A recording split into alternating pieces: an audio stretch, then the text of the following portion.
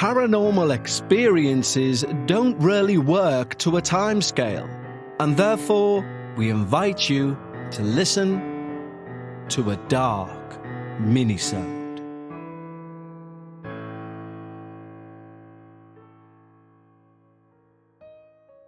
Hello everyone and welcome back to another minisode. It's the week that is the midpoint of our season, so Friday will be of course halfway through season 21 already. And although I always loved our minisodes, season 21's minisodes beginning with Claire's experience seem to have really upped the ante this season. So don't forget, if you have your own experience irrelevant of length, go over to our website, thedarkparanormal.com, and you'll find a way there to submit your experience. Either that, or click the link in the show notes, and you'll be taken to the same page. So before we begin this week's minisode, a quick reminder that we are offering a free week right now on Patreon at our highest tier. That means that for that week, you can gain full ad-free early release access to everything on the main feed, and also access to the entire back catalogue of Dark Bites. Dark Bites, of course, being our Patreon-only podcast, and the number of episodes, which include maybe 2 or 3 stories per episode, is now well over 120 hours. So simply head over to patreon.com/thedarkparanormal, or click the link in the show notes. For today's submission, the submitter has requested that they remain anonymous, and has asked to go by the nom de plume Gabriella. A quick trigger warning, there are mentions of sexual abuse, so if you normally listen with children, maybe give a listen first before deciding if it's suitable. And Gabriella writes, "Hello Kevin, I've been a long-time listener of yours, and I've been wondering if I should share some of my stories. These stories are very much true and still very much ongoing, so I figured, why not? If there are any spelling mistakes, my native language is not English, and I'm writing this after a graveyard shift from the very place this story is about. For the purposes of my privacy and my colleague/workplace privacy, I have changed names including mine. If you would like more information, I will send it to you privately, but please do not share with the world. I'm a security guard at a workplace where a lot of brutal history exists. A workplace where most of my colleagues know it's haunted. It's also a place where children live. I would like to share, whilst keeping the place private, that to give you a bit of a nudge, you just need to maybe have a think about priests of the Catholic Church and their abhorrent treatment of children, both mentally, physically, and in sickening ways, over decades. It's also a place where murder and suicide have taken place. So, as you can see, there is a lot of loaded history. For this experience, I will call myself Gabriella. I've always had a thing for the paranormal. I'm an urban explorer and have lots of ghostly stories to tell of all the haunted places I've visited. Funny thing that I now work at a highly haunted place myself. We work 24-hour shifts, so also the graveyard shift. And as soon as I started working there, my colleagues began telling me things about the stuff they've seen and heard. They've seen the apparition of a nun with their own eyes. Some have heard knocks. Others have found doors open when on their previous round they were closed. Also in the knowledge they were the only ones awake with access to that part of the building. Most of my believing colleagues refuse to walk alone in the building, and believe me, they are the bodybuilder, don't mess around with me kind of men. Still, they always feel stalked like prey and watched within that building. My interest peaked and I decided to use my SB7 box. The SB7 is a piece of ghost hunting equipment that allegedly allows you to communicate with the other side. So I thought it would be a good idea to use this whilst working the graveyard shift. And the answers we got were astonishing. My colleagues, Tom, Stephen and I, used it with the Estes method, a method where one person put on headphones connected to the SB7 and a blindfold so he can't see or hear us whilst we ask our questions. Tom was wearing the headphones while I and Stephen asked questions. We walked through the whole building and did the Estes method everywhere. We got from one young male on the other side, allegedly the name of a group, and how we could get to this group. He kept telling us things like dark, cold, and water. This hit us all, because we previously had a resident who'd moved out when they turned 18, and he had went on to stay with this same group the spirit was telling us about. He became homeless after leaving the facility, and we found out he died after drowning whilst using drugs from people within that group. So everything that came through made sense. After that, we kept getting the same name, Tessa, a girl who said she was raped in the building, and she kept screaming as if she was in pain.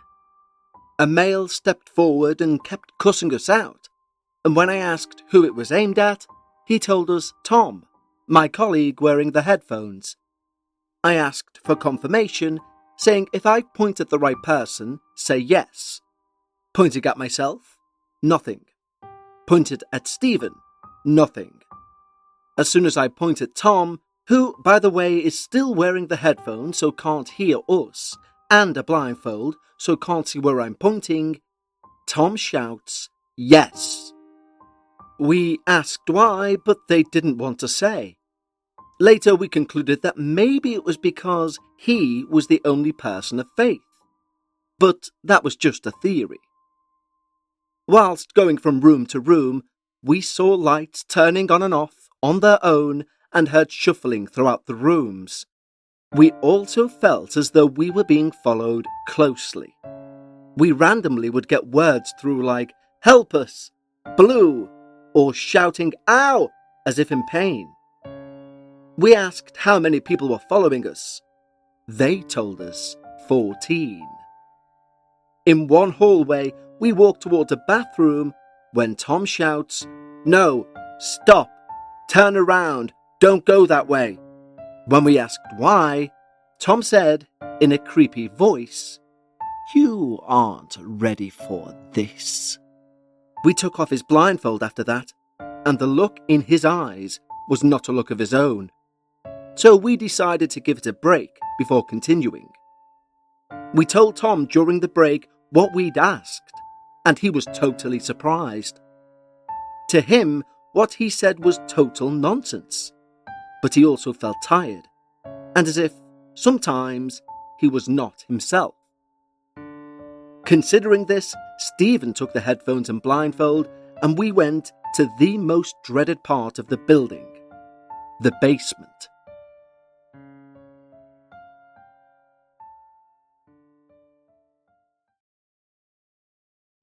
Believe me when I say that basement is no joke. It's a huge, straightforward hallway, and on the left side of that hallway is just a wall. But on the right side, you have doors, maybe 10 of them, each leading to a dungeon. They used to be used as a punishment in the past, before the renovations in the building above took place, and there were still torture devices everywhere. Think of solitary confinement, but not for prisoners, for children whose only crime committed was maybe waking up 10 minutes late, or not finishing their food. The only things that still remain in this room other than the torture devices were the finger scratch marks on the walls and holes where the chains that held them used to be. Immediately when we entered, a shocked Stephen threw off his headphones to tell us he could hear the cries of children. He had goosebumps all over his arms. Whilst holding the headphones and telling us this, I heard a child laughing, but not normal laughing. Imagine creepy children's laughter, as if to say, I got you. He put the headphones back on, and in a deep voice said, "You effing Dutch girl," meaning me.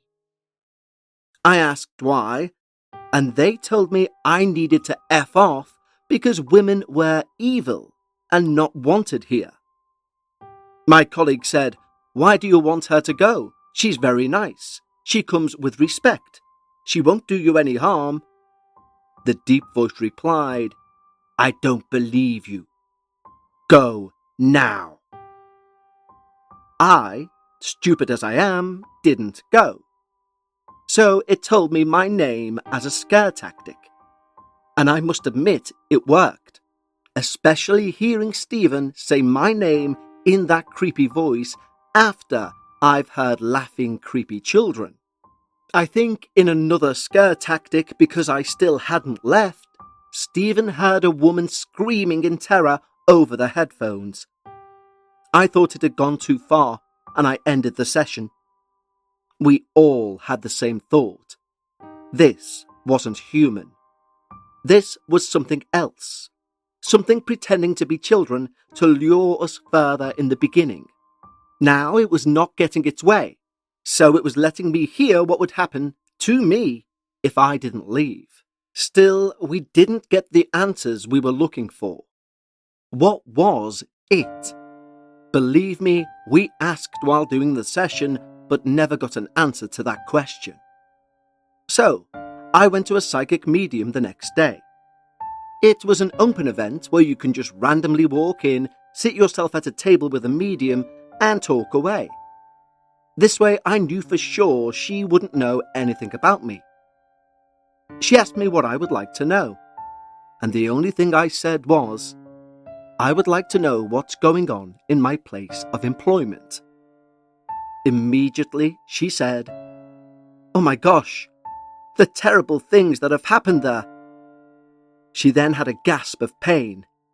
She said what happened in the basement is awful. To never step foot in there. She told me that a Ouija board was used in the building, and that a doorway had been opened. That doorway was never closed, and the board was still somewhere within the building.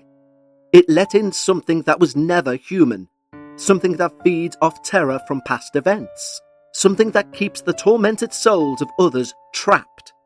Only after that she asked me where I worked. I told her, and she was shocked to hear there were children still living in the building. She told me they have terrors of the entity, but unless the board is disposed of and the building is exorcised, nothing can be done about it. Or should I say, nothing can be done about it. Now I knew my hands were tied. There was no way the facility would ever believe some security guards telling them ghosts were haunting the building, and there is no way of doing this in secret. She did, however, tell me how to protect myself whilst working there. After this, I went back to work for another night shift. Tom, who was affected most the previous night, told me he'd had a nightmare. He'd been in the back part of the building when he saw a group of people with blue hands reaching for him, asking for help. When asked, he said it was about 14 people. After the cries for help, everything went silent, and some whispered, "Hide, he's coming." After that, he woke up. But he couldn't shake that creepy feeling of the similarities of the answers we got the previous day. I told them about what the medium had said to me, and to my shock, they told me a couple of years before I started working there, a couple of girls, meaning children, living with us decided to play a Ouija board. They got freaked out and didn't want to sleep in their own rooms that night. But they had to per rules. Every night since, one girl called the intercom saying she was scared of the man in her room with a top hat staring at her. Hearing this freaked me out, and I haven't had the guts to speak since to the dead again, especially in the building. I'm still curious, but I don't want to mess with it. I protect myself every day while I work there, and I think some mysteries are better left as that. I still have that feeling of being followed, though. and both me and Tom have heard a growl coming from one of the many hallways while sitting at our workstation. We were both in shock, having heard the same thing, but we were too freaked out to go and look. I would love to hear your theory about what it could be, as to maybe put some context to this whole mess. Also, I would like to thank you for taking the time for my story. Let me know if you'd like other stories about haunted places that I've visited, in brackets, without the ghost box, close brackets. Thanks again, kind regards, Gabriella. Well, Gabriella, firstly, that's possibly the darkest minisode I think we've ever covered. Secondly, very quickly, I'll explain for those who aren't aware what the Estes method is. You described it very well, but I'll just put a little bit of context back in, just so people understand what's happening throughout your experience. As you've undoubtedly all seen on many of the various ghost hunting videos on YouTube, spirit boxes are all the rage and have been for quite a few years. However, you'll usually see maybe 2 or 3 people walk around an allegedly haunted place with the spirit box on loud so the camera can hear, asking out questions, and then saying things like, "Dude, did you hear Jeff?" as an example. However, with the Estes method, it's basically sensory deprivation. So, one person acts as the conduit. They are blindfolded, so they lose their sense of sight. They put on noise-cancelling headphones, which are plugged in to the spirit box. So the other members of the group cannot hear what the spirit box says, only the conduit, who cannot hear what questions are asked.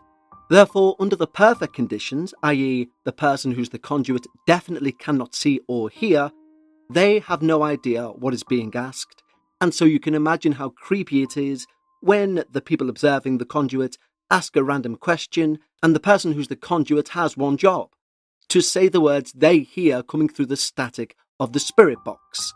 So, when those align, and one of the people who is not the conduit says, for example, "What's my name?" and the person who is completely sensory deprived states, "Kelly," for example, and it's correct, you can imagine how terrifying that is. For me, it adds a credence to these spiritual investigations because it removes leading questions or confirmation bias. It was originated in 2016 in Estes Park, Colorado, hence the name, and it was after a group consisting of Carl Pfeiffer, Connor Randall and Michelle Tate, who were staff members at the famously haunted Stanley Hotel, and they were experimenting with better ways to refine their investigation. And so was born the Estes method. Now, Gabriella, 2 things. Firstly, you mention other hauntings and would we like to know? And it should come as no surprise, yes, we would all love to hear more from you. Thank you very much. And secondly, you asked for my theory on what it was. What it was. Now, although it's stated within your experience this was all caused via a Ouija board being used, opening a portal that was never closed, an additional theory, which I will take direct from one of our former episodes of Dark Realms, is that I believe sometimes in places where abuses, murder, suicide, torture, I think this was from an episode about a castle in Ireland, one that had seen literal centuries of absolute abhorrence. Now, in that episode, we surmise that perhaps each individual who suffered in that place has left an imprint or mark or some sort of atmospheric condition or even a stone tape theory type of residue. And for argument's sake, and I'm obviously making up these figures, let's say 100 people suffered and died in a particular building. Let's say 80 of them left some sort of residue, or what we would refer to as a residual haunting type of feeling. So nothing that's sentient, but still an energy. And 20 of them left some sort of sentient mark, i.e. part of their soul or their being was left behind to roam, to seek vengeance, to find answers, etc. Now, the idea or the theory within that episode was that perhaps the thing that was haunting that castle, which apparently again was in a dungeon environment and seemed to manifest in this sort of all-powerful demonic way, was somehow a summation of that 100 pieces of spiritual information. So each of those little segments of the 80 and the sentience of the 20 combined to create one entity. And of course, the components making up nearly 100% of that entity will be things like anger, vengeance, misery. And it's very easy to think that 20 sentient souls thrown together to form one, they would act as one. And their messages would also coalesce.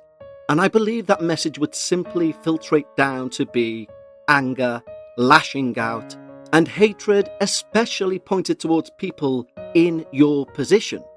People who are dressed in a uniform of a guard, who, in the eyes of that thing, are patrolling the cells with a part of its whole being originated from, and therefore views you and your teammates as both a threat, danger, and something to target. It may even be more accurate to combine both ideas and state that the energies were already there, meandering around, filled with this anger and hatred, and then two girls, innocently enough, used a Ouija board and summoned something through that could feed off those who had suffered in that building, creating this thing. To use an analogy which is probably far too simple, but it's kind of like having a machine gun in one room, the bullets in another, and it's fine that they're there individually, even though we know the damage they could do. When you then open the door to someone who not only knows the location of both of those items, but knows how to use them and is a bit unhinged, this person with much more intelligence than these two inanimate objects and a malevolent purpose can combine themselves and those two items to create one devastating thing. But Gabriella, I genuinely want to thank you for giving us what is arguably the darkest experience we featured on a Minisode. There's a reason this show is called The Dark Paranormal, and that's because we do focus on the darker side of things in the paranormal sphere. And Gabriella, your experience nails what we aim to do. So thank you. I've really enjoyed this experience. Thank you all for joining me on today's Minisode, and I'll speak to you all on Friday for our mid-season episode of Season 21. Until then, stay safe and take care.